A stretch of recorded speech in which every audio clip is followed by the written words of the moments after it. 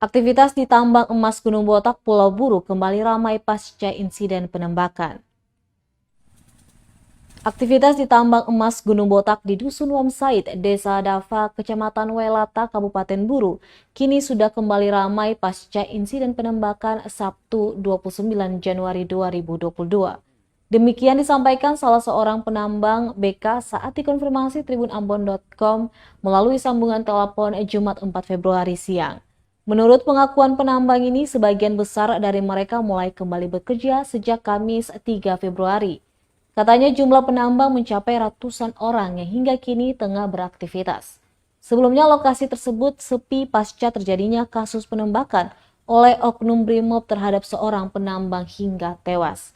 Seluruh penambang seketika meninggalkan lokasi pertambangan. Sementara itu pelaku penembakan telah ditangkap dan tengah diproses hukum di Mapolda Maluku.